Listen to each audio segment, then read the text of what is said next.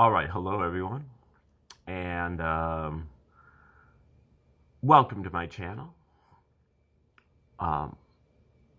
This is going to be take two because I just recorded this and I don't know what happened, but something went wrong. So we're going to do it again. And this is an educational channel. We try to focus on different theories of everything, new, great, old, all-encompassing theories, magnum opuses from obscure authors, ancient and modern, esoteric writings that you may need somebody to hold your hand a little bit to get into them, and other, paradigm shifters that I've encountered in the course of my research that I feel the need to share. And today is our 400th video on the reciprocal system of theory from Mr. Dewey B. Larson. And Mr. Larson was a chemical engineer, mining engineer, perhaps, that lived in the 20th century and lived out west in Portland, mostly. And about 1959, Mr. Larson published his two fundamental postulates. Two short sentences about how he felt the universe operated. And then he took those two postulates and through a process of deduction, he kind of like an if this or if this then that process, he mapped out his theoretical universe, basically saying, okay, if my two fundamental postulates are correct, then it would create a universe that looks like this. I went over this over about 15 videos that I did about a year ago called The Outline of the Deductive Development of the Reciprocal System. So if you'd like to refer to those, just go back about a year and you can check those out. So from there, in Larson's books, he compared his theoretical universe with the so-called actual universe of the scientists, all the thousands and thousands of scientists and technicians over the years who had contributed to all of the different scientific tables and the astronomical tables that they had compiled in their laboratories and their observatories. And, this is a project that, took thousands of years, thousands, if not millions of scientists, billions, if not trillions of dollars to compile all this. And Mr. Larson was able to basically reproduce these tables in his head through his theoretical universe, using his two fundamental postulates. And so when I checked that out, I realized that I should try to do a more systematic study of this topic, and I'm trying to present that to you here. I cannot claim to be an expert on the reciprocal system. I don't know that there are any experts on the reciprocal system. Maybe a couple. Mr. Larson was close. Dr. Bruce Perrett and Dr. KVK Nehru are the three, people that I would trust in their evaluations of the reciprocal system. There are others as well, a few others, but this theory is largely unknown. And so that's why I'm bringing it to you here. I believe at this point, as far as I know, I am the only person on the internet that is presenting this information. Basically, the idea behind Larson's two fundamental postulates is expressed mostly in his first postulate, and then secondarily in the second postulate. The first postulate states simply that the universe is composed entirely of one component, motion, existing in 3 dimensions, in discrete units, and with 2 reciprocal aspects, space and time. And then the second postulate is that the universe conforms to the relations of ordinary commutative mathematics. Its primary magnitudes are absolute, and its geometry is Euclidean. Now, Larson got a lot of pushback, even amongst his followers, for the second postulate. And a lot of the followers of Larson, including me, think that he was limiting himself by limiting himself to Euclidean geometry, and propose a more inclusive geometry such as projective geometry. Projective geometry also includes Euclidean geometry as a special case. Nonetheless, most of the work is done here by the first postulate, basically stating that the universe is not made out of matter, the universe is not made out of energy, the universe is not made out of the 4 fundamental forces, so-called, but the universe is made out of motion. And motion is the relationship between space and time.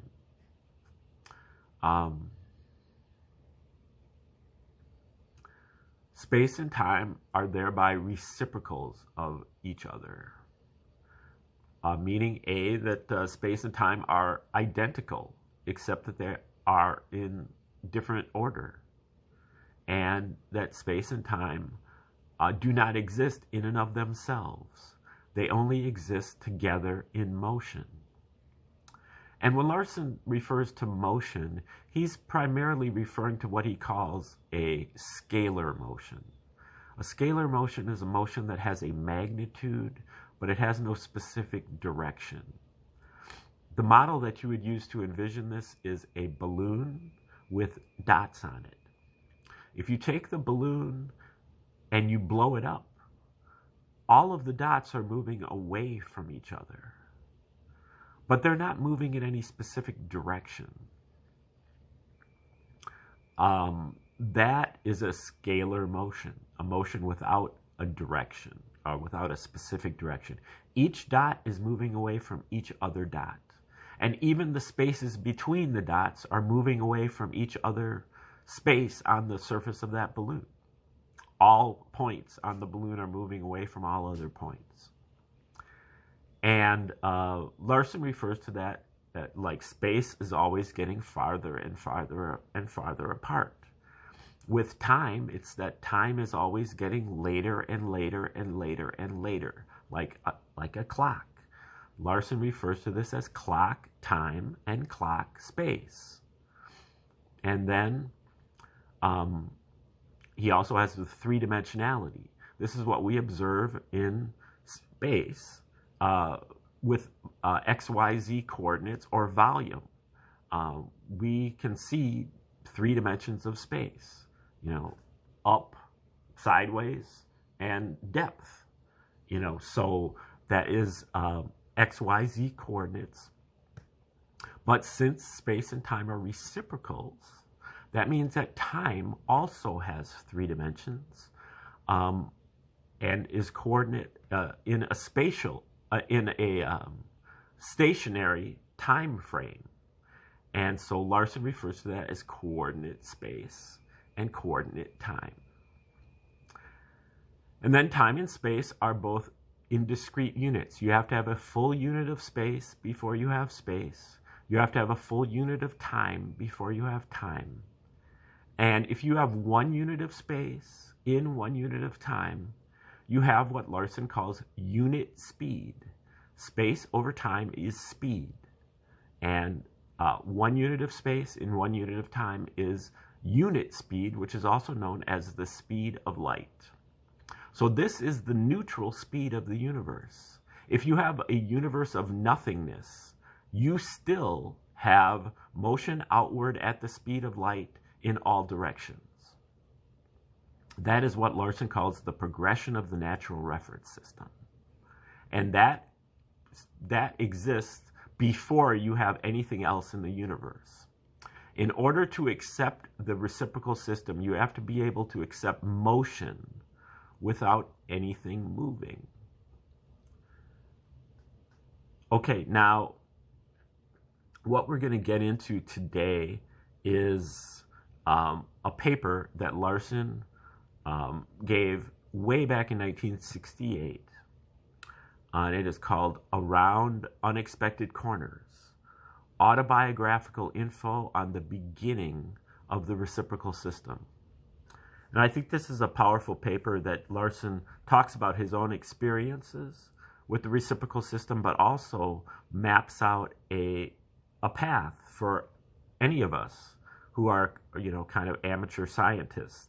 The history of science is filled with what you would call revolutionary advances in science, not only just science, but also as a historian, this happens in history, this happens in all fields. That the truly revolutionary changes that occur come from people outside of the field. Those that are inside of the field, they can't see clearly enough. They're too invested in the current system to be able to see clearly enough outside the system to make revolutionary advances. And so when we, say things like trust the science, we are limiting any type of revolutionary advances because we are kind of excluding people that are outside of the field. And these people are important to be able to let them go on doing their research so that they can also contribute. And so Larson is going to get into a little bit of that in this paper, and we're going to get started right now. So Around Unexpected Corners. About 20 years ago, Dr. James B. Conant, at that time president of Harvard University, gave a talk to a group of chemists and chemical executives in which he expressed serious concern over the effect of scientific progress that was likely to result from the virtual disappearance of what he called uncommitted investigators, a term which he applied to those individuals who carry on scientific research work on their own initiative, without support from or direction by the established research agencies. As Dr. Conant put it, these individuals, quote, could investigate what they pleased when they pleased, or break off research at any point. They were as free as the wind because they had no program except the ever-changing one in their own minds, end quote. The reason for his concern, Dr. Conant explained, was that although the great majority of new discoveries in the scientific field are made by professional scientists working under the auspices of universities or research laboratories, the really revolutionary ideas, those that actually change the course of scientific progress, have come mainly from the freewheeling activities of these uncommitted investigators. And if such individuals are no longer active, there is no assurance that these much-needed ideas will continue to materialize. In Dr. Conant's own words, quote, the revolutionary advances in theoretical science were made very largely by amateurs. Few will deny that it is relatively easy in science to fill in the details of a new area once the frontier has been crossed. The crucial event is turning the unexpected corner. This is not given to most of us to do. If you want advances in the basic theories of chemistry and physics in the future comparable to those of the last 2 centuries, then it would seem essential that there continue to be people in a position to turn unexpected corners. By definition, the unexpected corner cannot be turned by any operation that is planned. I have quoted at considerable length from the words of this very distinguished member of your chemical profession, because what I am going to do this evening is to take you behind the scenes and give you a sort of play-by-play account of a research project carried out by the kind of an individual that Dr. Conant was talking about, a member of that strange and nearly extinct species, the uncommitted investigator. This project that I'm going to discuss ultimately produced a new general physical theory. It is quite likely that many of you will find it difficult to understand how anyone would select such an objective, how anyone in his right mind would deliberately undertake the colossal task of trying to fit all of the immense amount of scientific information that is now available into a totally new pattern. So I want to explain to you that my original objective was a much more modest one. But we uncommitted investigators rarely hit where we aim. In this case, an effort originally aimed at that relatively modest objective got out of hand, so to speak, and kept on growing and turning unexpected corners until it finally produced a result that was never anticipated. As chemists, you may be interested to know that the subjects I originally selected for investigation were the physical and chemical properties of matter. These properties, as you know, are essentially mathematical. We sometimes express them in non-mathematical terms. For instance, under ordinary conditions, mercury is liquid and lead is solid. And we somewhat loosely refer to these facts as properties. But actually, all that we have here is a difference in the melting point. The same is true of the property of properties in general. That is, in the final analysis, they reduce to nothing more than a set of numbers. But we also start with nothing but a set of numbers.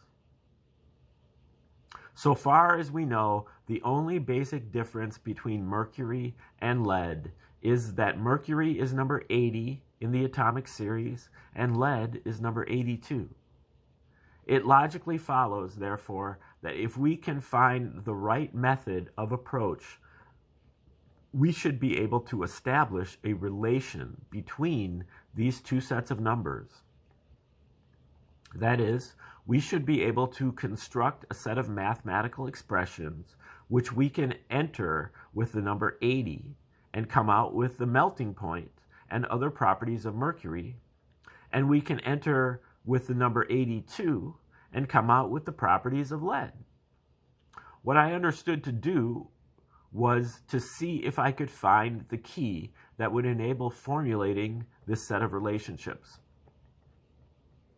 I realized, of course, that some totally new line of attack would have to be devised if I were to have any chance of accomplishing anything of value in a field that had been combed over so often and thoroughly as this one. But it was my opinion that the possibilities in this respect were by no means exhausted.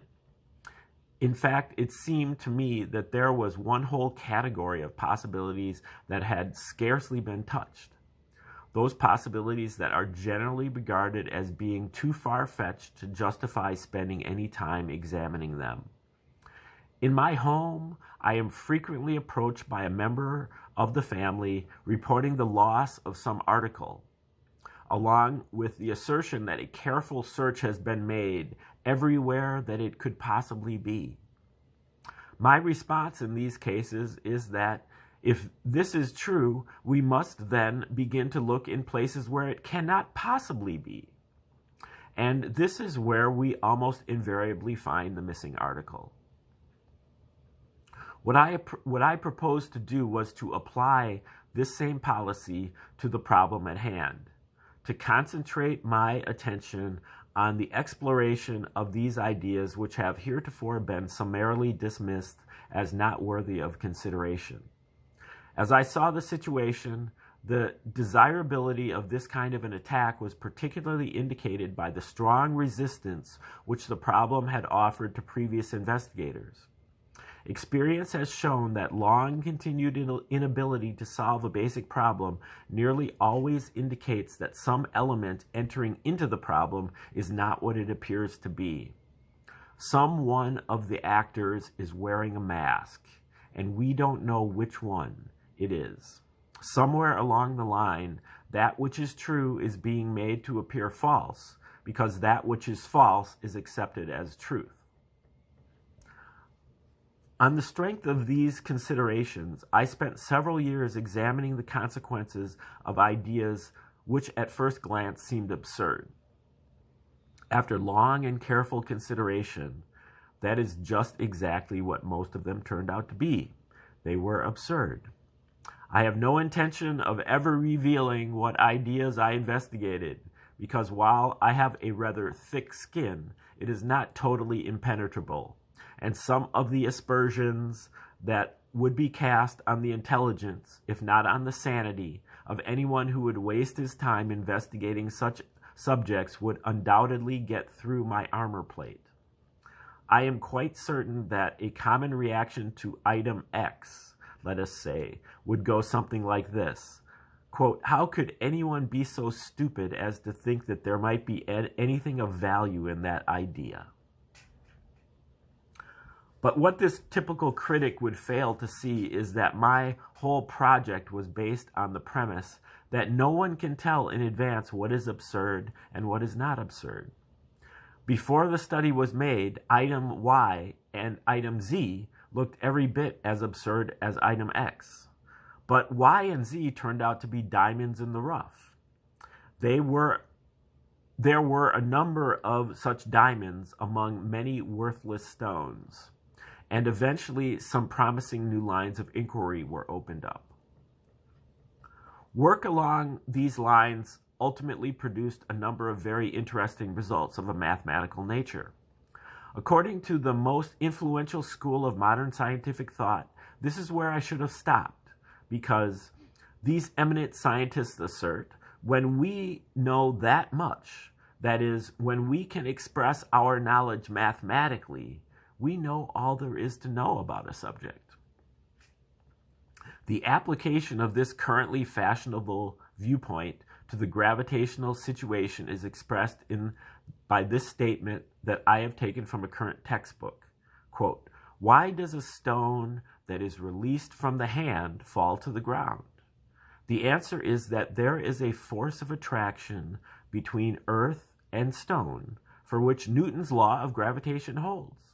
It does not make sense to ask further how this force of attraction comes about, end quote. I cannot subscribe to this doctrine. In fact, my suspicious nature will not even let me believe that the authors themselves really put any particular stock in it. I have noticed that this idea became popular among physicists only after those physicists had tried long and hard to find the explanations that they now say are superfluous.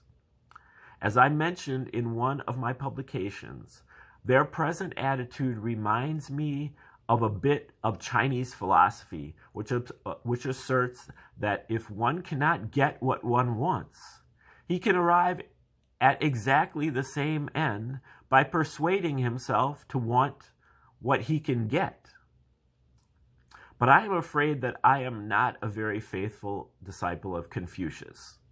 As I see it, any purely mathematical knowledge of a physical situation is inherently incomplete and therefore not fully satisfactory.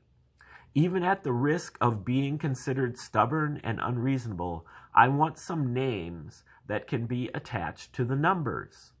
Contrary to the statement that I have just read, I believe that it does make sense to ask how and why.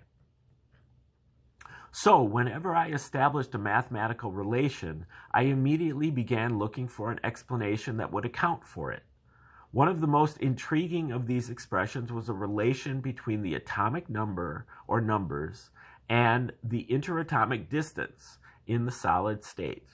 And this also turned out to be the most frustrating as well, because for a number of years I spent a very large part of my available time trying to find an explanation of this peculiar and puzzling expression. Up to this time, I had been working entirely along orthodox lines.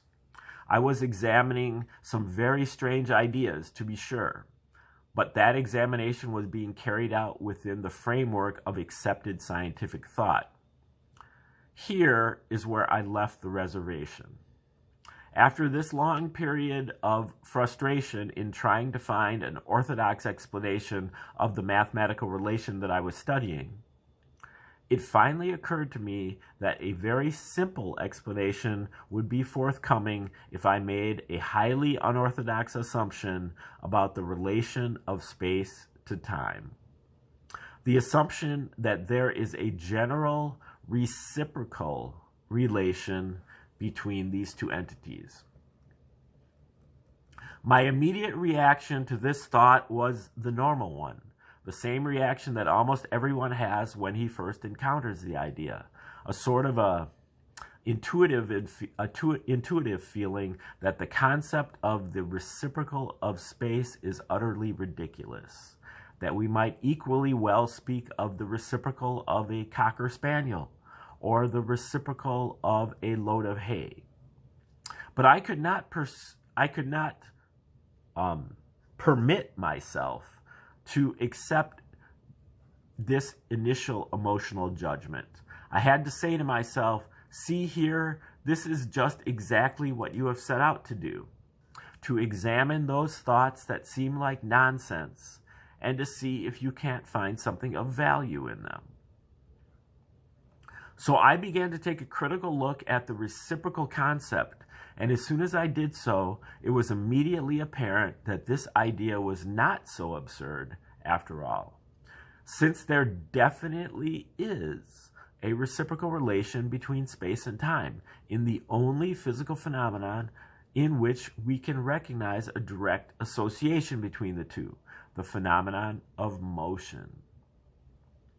In motion, more space is the equivalent of less time, and vice versa. It makes no difference whether we travel twice as far in the same time or whether we travel the same distance in half the time. The effect on the speed, the scalar measure of the motion, is exactly the same in both cases. As I say on a lot of my recordings here, you know, if you start, the car is moving 15 miles per hour. Well, then if you decide to double the speed, you can now say the car is moving 30 miles per hour. Or you can say the car is now moving 15 miles per half hour. You can either multiply the space or you can divide the time. Both statements are equivalent. And so that demonstrates a reciprocal relationship between space and time. And so that, I think, was enough to boost Larson to the point where he's able to, okay, well, I've got something to go on here. Let me continue. This isn't as absurd as everybody is, maybe thinking that it is when you look a little bit more carefully. So I think this, we're going to stop right here and start up tomorrow with the next installment of this article or this talk that Larson gave back in 1968. But I think this really shows Larson's, his wit and his perseverance, and I think it's also inspiring because, he's really saying that you got to follow the absurd leads. Just because something is absurd doesn't mean that it's wrong. It just means that it's flying in the face of conventional wisdom. And the conventional wisdom is always there to be overturned. Just because something doesn't make sense doesn't mean that it's wrong. It doesn't mean that it's right. It doesn't mean that you should accept it. But it means that you should take it into your mind and let it percolate. Don't dismiss these things out of hand just because they seem absurd. And because it's only absurd because somebody told you it was absurd. And, that's inspiring for me as a researcher to recognize that I can move forward, in spite of, kind of opposition, people, saying that it's not worth it, it's a waste of time, or whatever. And also that Larson, at this point in time, he's already a 70-year-old man. And he had already been researching this stuff for 40 years. He lived for another 22 years after this. And that is when he did all his best work. So, especially when he was in his 80s. When he was in his 80s, that was his, kind of peak of his output in terms of, writing and writing his best stuff, his tour de forces. So that's also very inspiring. You got to keep at it, stay persistent. If you're pursuing something, don't worry about the fact that you haven't gotten there yet. If you still see it at the end of the tunnel, keep going down the tunnel if you possibly can. Okay, we will return to this paper tomorrow, and thanks for tuning in today. Have a great day.